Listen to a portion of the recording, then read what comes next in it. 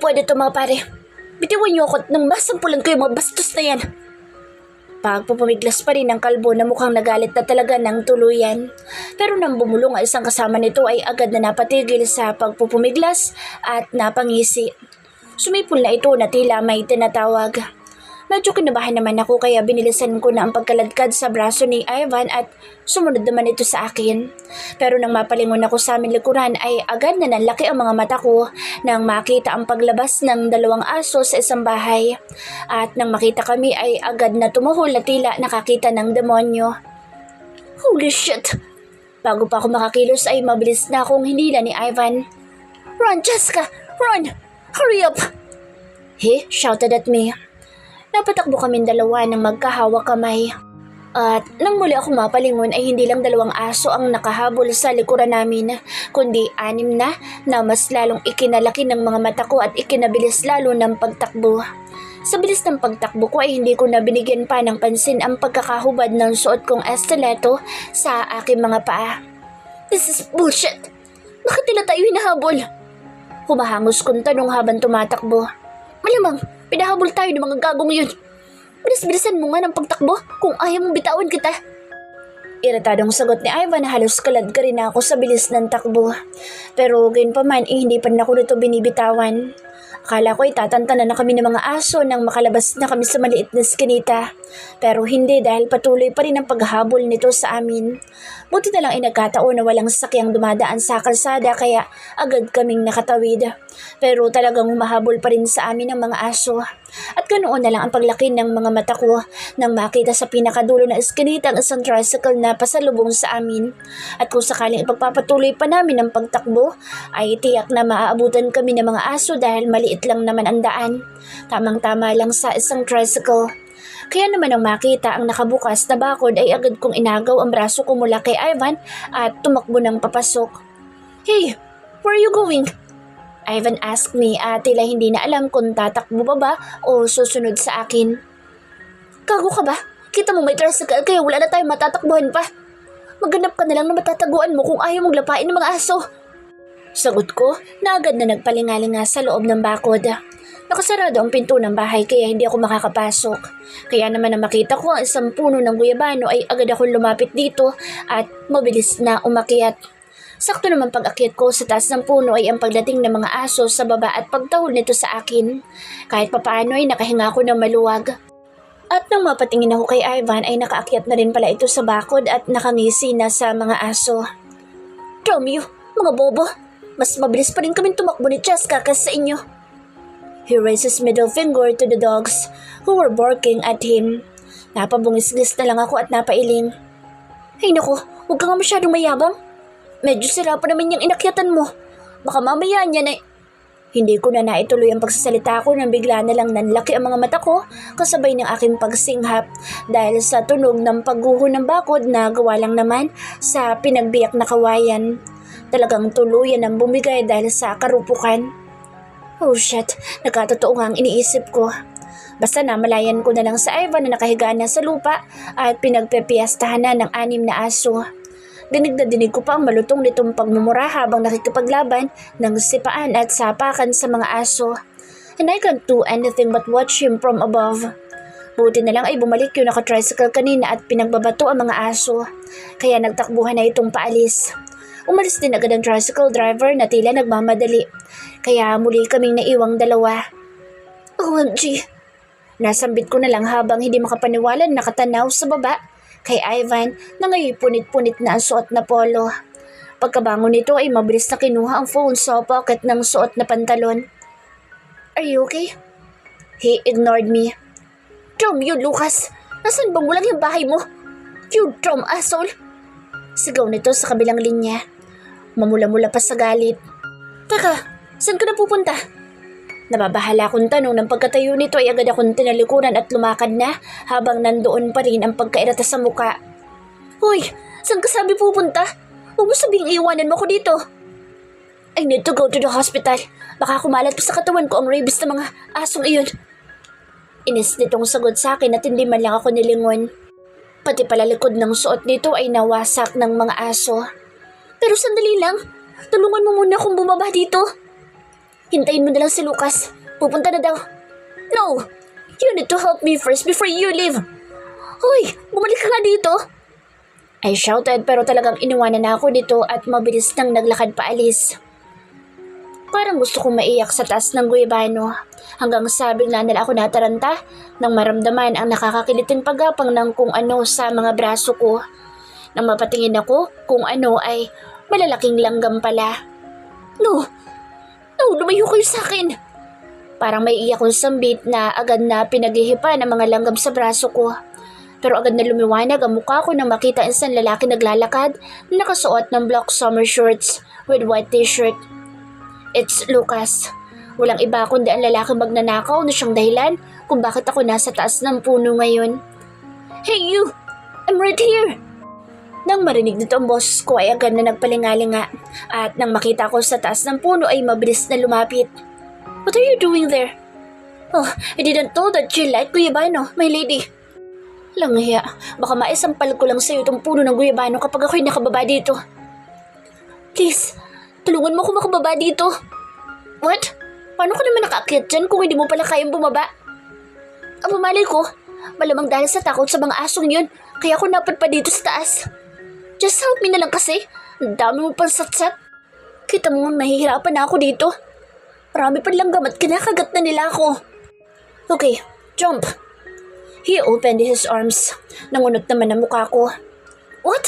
Sinasabi mo ba tatalon ako pababa? Alam mo napakataas nito. Paano na lang kung hindi mo ako masalo? Siguradong mababalian ako. Come on, get down. Hindi ko naman nahayaan na mabalian ka. Just trust me, okay? And by the way, where's Ivan? Akala ko ba magkasama kayong pumunta dito? Ayun, umalis na papuntang ospital. Takot mamatay sa kagat ng aso. Ouch! Shit! Napasapak na lang ako bigla sa leeg ko nang maramdaman ang pagkagat ng langgam. At nang mapatingin ako sa katawan ko ay marami na palang nag-akyatan sa dress ko. Sa pagkataranta ko ay bigla na lang akong napatili dahil sa bigla kong pagbitaw sa sanga. Para sana pagpagin lang ang langgam sa katawan ko. Pero talagang napabitaw ako ng tuluyan. Akala ko ibabagsak na ako sa matigas na lupa pero naramdaman ko na lang ang mabilis na pagsalo ng mga matitipon ng bisig sa katawan ko. Gotcha, baby. Lucas welcomed me with a smile. I told you, hindi ko hahayaan na masaktan ka. Saglit naman ako napatulala at nang matauhan ay tila umakyat lahat ng dugo ko papunta sa utak ko. Yuh! Kasalanan mo lahat ng ito, Lajka. Hindi na ako nakapagpigil pa, tinablot na ang kanyang maiksing buhok at malakas na hinilang pababa. Aray! Shit, it hurts! Naibaba ako nito nang wala sa oras at pinilit na alisin ang kamay ko sa pagsabunot sa kanyang buhok. Damn it, stop! Masakit na! Aray! Talaga masasaktan ka sa akin, magnanakaw ka! Binatawan ko na ang kanyang buhok pero pagkabitaw ko'y pinalipad ko naman ang palad ko sa kanyang pisngi. He was shocked by my slope. Hindi makapaniwalang napatingin sa akin. Ang sakit mo namang manampal. Napahaplos na lang ito sa kanyang pisngi. Kulang pa yan. Heto. Napahinto ako nang mabilis nitong mahawakan ng braso ko bago pa lumapat muli ang palad ko sa kanyang pisngi. Tama na isang sampal. Masakit na. Binitawan naman niya agad ang kamay ko pero nang akmang isasampal ko ulit iyon ay muli nitong hinuli. Sige ka. Halika na kita kapag inulit mo pa. He warned me. Nabahala naman ako. Bigla kasing sumeryoso ang mukha niya. Damn you! Inis ko na inagaw ang braso ko at hindi na itinuloy ang balak na pag-ulit ng sampal. Asan ang phone ko? Ibalik mo na sa akin, magnanakaw ka. Sandali pa itong napatitig sa akin pero agad ding umiwas at isang mahinang pagtikhim ang pinakawalan bago ako tinalikuran. Follow me. Nasa bahay ko ang phone mo. Napilitan ako sumunod. Paika-ika ako naglakad dahil hindi ko na mahagilap kung saan ko naiwanan ng estileto ko. Panay din ang pagpagpag ko ng langgam para alisin sa katawan ko. Wala pang 2 minuto ang aming paglalakad nang huminto na si Lucas sa harap na isang pinto na gawa lang sa plywood. Binuksan ito saka pumasok sa loob. Hindi ko naman mapigilan ang mapatingin sa kabuuan ng kanyang bahay na halos kasing laki lang yata ng banyo sa kwarto ko. So, ito pala ang kanyang bahay? Wala na ako nagawa kundi sumunod, papasok sa loob. Napayuko pa ako para lang magkasya sa kanyang maliit na pinto. Pero saktong pagpasok ko ay siyang pagsinghap ko at paglaki ng mga mata ko, Nang maramdaman ang pagkagat ng langgam sa balat ko at sa kasamaang palad ay talagang sasingit pa. Damn it. Mabilis ko isinara ang pinto at agad na pinasok ang kamay ko sa baba ng suot kong dress para sana kunin ang kumagat na langgam, pero naramdaman ko na lang ang pagkagat na naman sa puwitan ko at meron ulit sa dibdiba. Kaya naman imbis na dukutin na lang ay wala na ako nagawa kundi hubadin ng diretso ang suot kong dress. What are you doing? Lucas asked me with his parted lips. Halatang nagulat sa bigla kong paghubad sa kanyang harapan. Gago, nagtanong ka pa? Ano pa ba sa tingin mo ginagawa ko? Bilisan mo nga, ilak mo ng pinto at baka may pumasok pa. His face suddenly lit up and he nodded right away. Got it, baby. Okay. Ilala ko na ngayon din. He ran to the closed door and excitedly locked it. Pagkahubad ko ng suot kong dress ay hindi ko na hinubad ang panloob kong kasuotan at dinukot na lang sa loob ng bra ko ang langgam na kumakagat sa dibdib ko. Ganoon din pagdating sa pangupo ko. Pero sa kalagitnaan ng pagdukot ko sa langgam ay siya naman pagpulupot ng mga braso sa aking bewang mula sa likuran at kasunod nito'y ang paglapat ng malambot na labi sa leeg ko. I miss you so much, my lady. A husky voice whispered to my ear and kissed my earlobe. Tila kinalabutan naman ako sa kanyang paghalik. Oh shit, mali yata ang pagkakaintindi ng lalaking ito. Hey, stop kissing me. Sumay ko at bahagya siyang siliko para palayuin sa akin, pero talagang napakakulit at panay pa rin ang halik sa leeg ko na akala mo'y gutom na gutom. Kaya naman kahit na nakikiliti na ako ay hinayaan ko na lang at nag-focus na lang ako sa pag-alis ng langgam. Buti na lang talaga at yung malaking langgam ang kumagat sa akin na masakit lang kapag nakakagat. Hindi tulad ng isang langgam na paga talaga kapag kumagat. Siguradong masisira ang skin ko pag nagkataon. Nang maramdaman kong wala nang kumakagat sa akin at wala na rin ako makitang gumagapang na langgam sa katawan ko, ay para ako nakahinga ng maluwag. Akmang dadamputin ko na ang dress na hinubad ko para sana muli na itong suotin, pero bigla nila ako napahinto nang maramdaman ang paglusot ng dalawang mga kamay sa suot kong bra. You smell so good, my lady. I love your scent. And he kissed my neck. I gasped and my eyes widened in shock. Pero nang makabawi ay hindi na ako nakatiis pa at malakas na inapakan ng isa niyang paa, sabay kuha sa kanyang braso at ito'y pinanggigilan gamit ang aking ngipin. Holy shit! Ouch! Lucas cursed and let go of me. Napalayo siya bigla sa akin nang wala sa oras at napatalon-talon pa sa sakit habang hihip-ihip ang kanyang nakagat na braso. You! He pointed at me. You're too much! And he gave me that glare. Too much? O ba't ang kapal din ang mukha ng manyakas na ito? Umisi lang ako habang yakap ang katawan ko. Higit pa dyan ang aabutin mo sa akin sa susunod na huwakan mo pa ulit ang katawan ko nang walang pahintulot. You dumb pervert! Mabilis ko nang dinampot ang dress na hinubad ko kanina at muli itong sinuot. I just turned my back to him. Na matapos ko isuot ang dress ay muli na ako humarap sa kanya, pero pagharap ko ay nakatipid pala ito sa akin at mukhang pinapanood ang pagbibihis ko. Naabutan ko pa ang pagtaas baba ng kanyang Adam's apple dahil sa kanyang paglunok. Stop staring at my body, you pervert! I yelled at him. Mabilis na ako lumapit sa kanya at namewang sa kanyang harapan bago binuksan ang isa kong palad. Give me back my phone right now! And he smirked. But before that, that's it first. Mami, ako na lang ibibigay sa yung phone mo kapag tapos na tayong kumain. Nilampasan na niya ako at lumapit sa bamboo table kung saan may 2 paper bag ang nakalagay. Tila hindi naman ako makapaniwala kaya agad akong humabol. No, kailangan mo ibalik sa akin ang phone ko ngayon din. Mabilis ko siyang kinapkapan, but I didn't expect him to laugh na akala mo'y nakikiliti. Hanggang sa mabilis niyang hinuli ang kamay ko. Stop it, babe. Baka kung saan pa mapunta yung mga kamay mo at mapisil mong ahas sa loob ng pants ko. Mami, magalit pa yan lalo sa'yo at baka hindi ka na makalabas pa dito sa bahay ko hanggang bukas. Napaupo na lang ako sa kanyang mga hita nang bigla akong hilahin ito sa braso. Samahan mo nila ako mag-lunch. Nagugutom na ako. No, ayoko. Hindi ako nandito para makikain.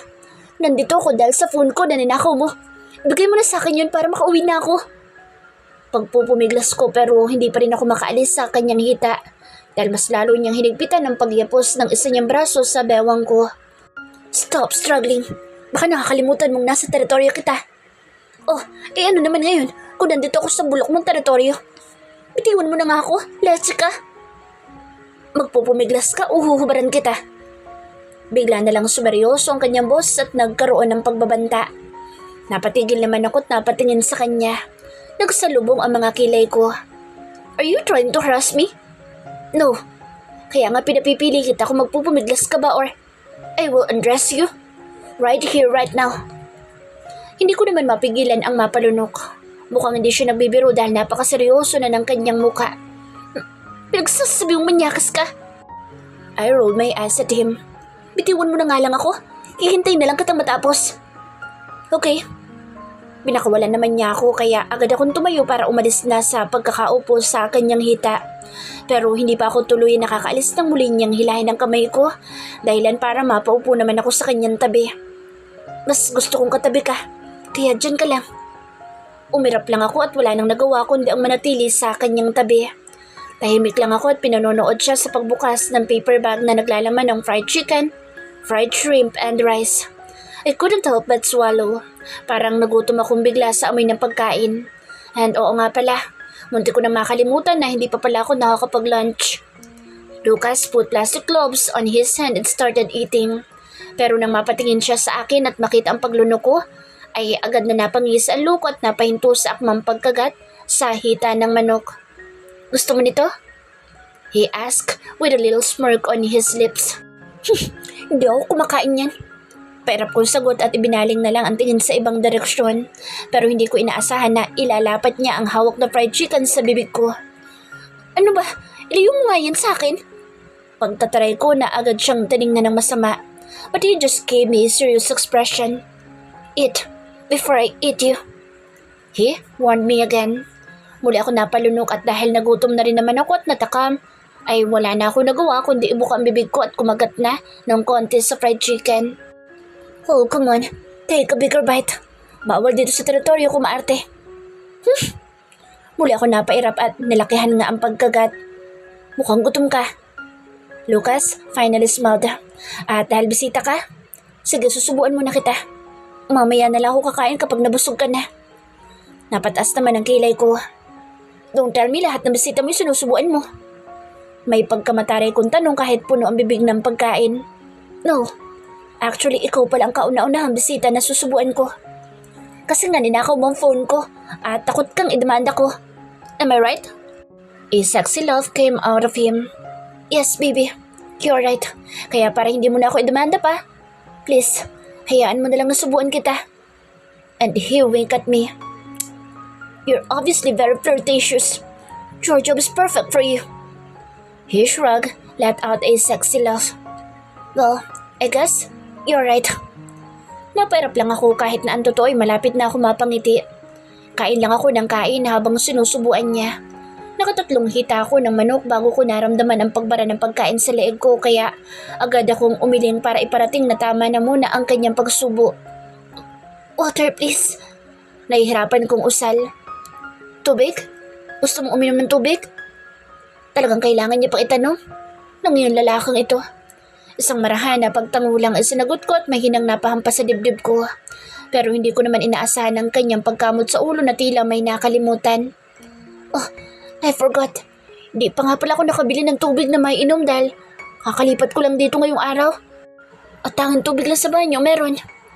Tila gusto ko sumabog sa inis dahil sa narinig. Subo ka ng subo sa akin, wala ka namang planto. Hindi na natuloy ang pagsasalita nang muli ako mapaubo at mapahampas sa aking dibdib. Shit, hindi na ako makahinga ng maayos. Mabilis namang napatayo si Lucas. Okay, wait here. Bibilhan na lang kita ng mineral water sa tindahan. Tumakbo na ito palabas at iniwanan ako. Patuloy lang ako sa pag-ubo at pagniwi dahil sa sama ng pakiramdam. Buti na lang ay agad din bumalik si Lucas at may dala na ngang 2 bote ng mineral water. Nagmamadali nitong binuksan isang bote at inilapit sa bibig ko para painumin ako pero mabilis kong inagaw sa kanyang kamay at ako na mismo ang nagpainom sa sarili ko. Halos maubos ko isang bote ng mineral water bago umayos ang paghinga ko at tuluyan nang nawala ang pagbara sa lalamunan ko. You asshole! You mean it, didn't you? You're taking revenge on me! Nanlilingas ang mga mata ko na sigaw sa kanya matapos uminom ng tubig. Talagang ako pa ang sinisi mo. Kung sinadya ko yun, edi sana din nakatabi nila ng tubig. Napasatsat ito at napailing-iling sa akin bago muling naupo sa tabi ko. Ikaw talaga? Palagi ka nalang nambibintang sa taong walang kasalanan. At talaga nagmalinis ka pa, halata naman na mas manda mo ka. Ibalik mo na nga lang ang phone ko at nang makaalis na ako dito. I stood up, pero agad niyang hinila ang kamay ko kaya muli ako napaupo. Sabi ko naman sa'yo, saka ako na ibibigay kapag natapos na akong kumain. Alam mo namang sinubuan mo na kita, kaya hindi ko pa napapakain ang sarili ko. Don't be so selfish, Chaska. Hintayin mo naman muna ako matapos, okay? I just gave him a that glare. Lucas started eating. Gusto mo pa ba? Susubuan kita. No thanks, usog na ako. Ubusin mo na lang yan lahat at bilisan mo din dahil may gagawin pa akong importante. Mataray ko yung sagot habang nakalukip-kip at pinapanood lang siya habang kumakain. Ano naman ang gagawin mo? Can I know? Maybe I can help. Hindi ko mapigilan ang pagak na matawa at napaikot ang mata. Duh, as if naman marunong ka magluto. Pagsasayaw lang naman ang alam mo at pangaakit ng mga babae. Oh, tumaas ang sulok ng kanyang labi kahit puno ng pagkain ang bibig. So, inaamin mo na naakit kita? Well, yes. Nakakaakit talagang alindog mo that night. Basta saan ba't magsisinungaling pa ako halata naman na naakit niya ako nung gabing iyon. Oh, I like it. You're too honest. Ipinagpatuloy na niya ang pagkain habang nandoon pa rin ang ngiti na tila ayaw nang maalis sa kanyang labi. Sumandal na lang ako sa kinaupan kong bamboo chair at napatingin na lang sa loob ng kanyang bahay. Semento nga ang sahig pero plywood naman ang pader pero in fairness, nakapintura ang buong paligid at talagang kulay pink pa.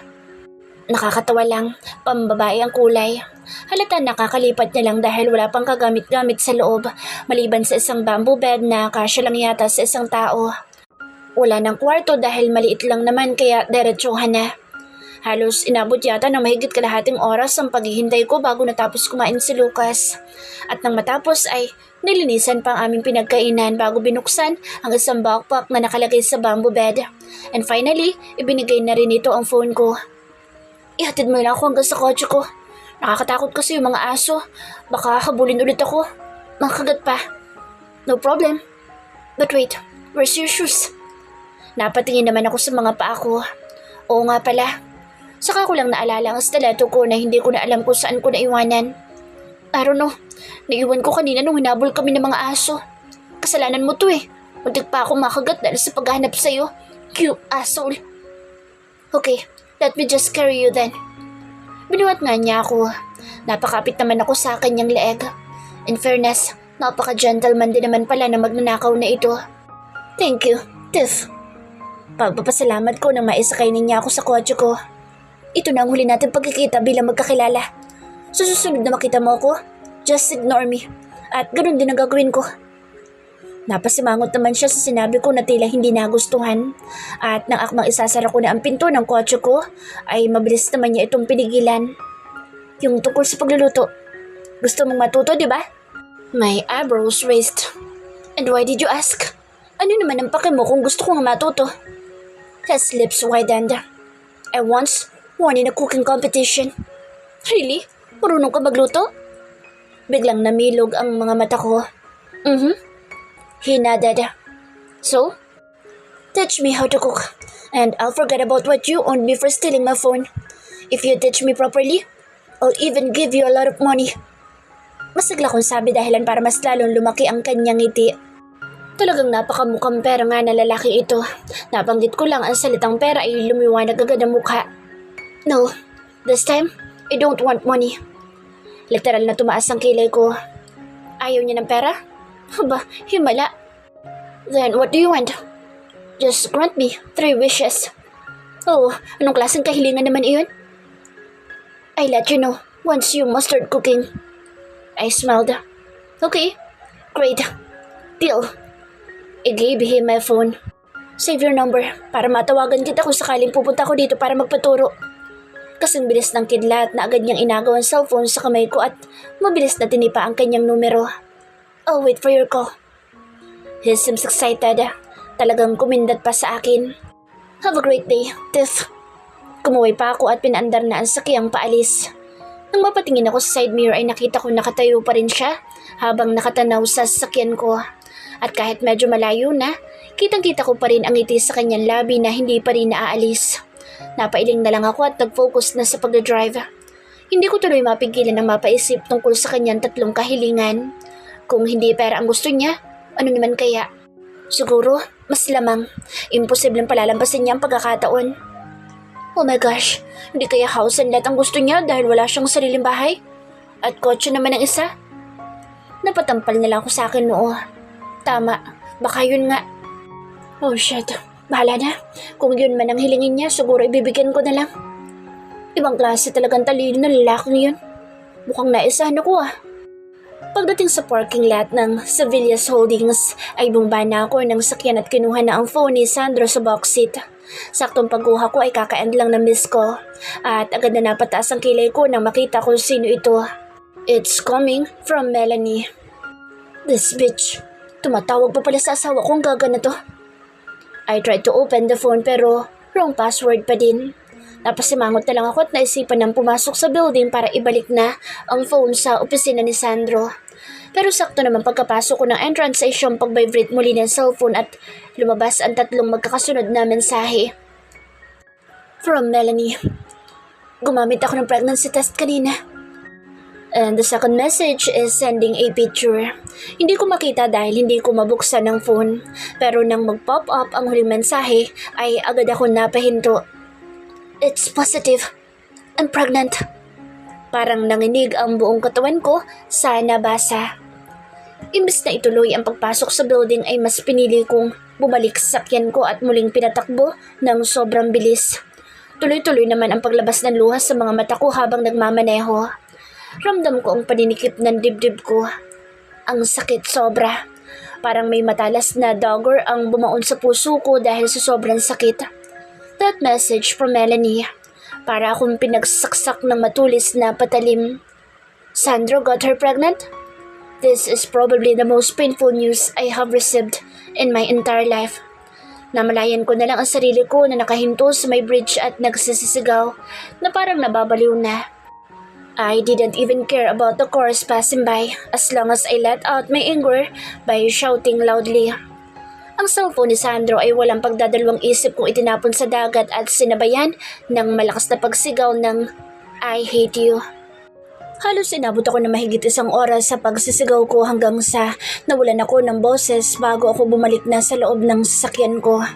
At mahigit 2 oras naman ako nakatulala lang sa loob ng kotse bago ko inayos ang sarili ko sa pamamagitan ng paglalagay ng makeup para hindi halatang umiyak ako.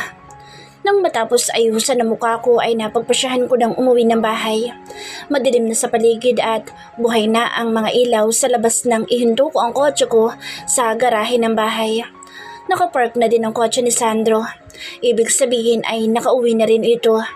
When I entered the house, I ran up the stairs and went straight to the master's bedroom. But when I entered, Sandro wasn't there. And when I looked in the other room, he wasn't there either. That's why I went down again and went straight to the kitchen. Saka ko lang ito nakita. Nakatayo ito sa harap na mesa at nakasuot pa ng apron habang may ini-slice. Mukhang nagluluto. And when he saw me, napatigil ito sa ginagawa at agad nang umiti sa akin ng tipida. Hi, where have you been? Ba't ganabi ka nang uwi? Napapisil ako sa sarili kong kamay para pakalmahin ang sarili ko. As if naman concern ka sa akin kung ginabi man ako nang uwi. Mapakla kong sagot. Natigilan naman saglit sa Sandro at sandaling napatitig sa akin pero agad din itong ibinalik ang tingin sa kanyang ginagawa. You're still my wife. Concerned pa rin ako sa'yo. Hindi ko mapigilan ang mapa-smid at marahan na lumapit sa table kung saan siya nakatayo. Pero paano ko nagkataon na nalunod ako at ganun din ang mahal mong si Melanie? Sinong una mong ililigtas sa aming dalawa? He looked at me again. Sandali itong natigilan sa tanong ko. Kumunot ang noo at napatitig pa sa akin ng ilang segundo bago nakuhang sumagot. You can swim. Si Melanie ang una kong ililigtas. My blood seemed to boil when I heard that. That's why I couldn't stand it anymore and when I got closer to him, I immediately slapped him twice on both cheeks. Nagulat si Sandro sa pagsampal ko at nabitawan ng hawak na kutsilyo. He looked at me again, surprisingly. What's that for? His eyebrows furrowed. Umamin ka nga sa akin. Nabuntis mo ba talaga ang babae mo, ha? Yung Melanie na yun, ikaw ba ang ama na ipinagbubuntis niya? Sumagot ka! Hindi ko na napigilan ang pagtaas ng boses ko. Hindi agad nakasagot si Sandro at napatitig lang sa akin at tila ba binabasa ang nararamdaman ko sa pamamagitan ng pagtitig sa mga mata ko. Pero kalaunan ay unti-unti nang sumeryoso ang mukha nito.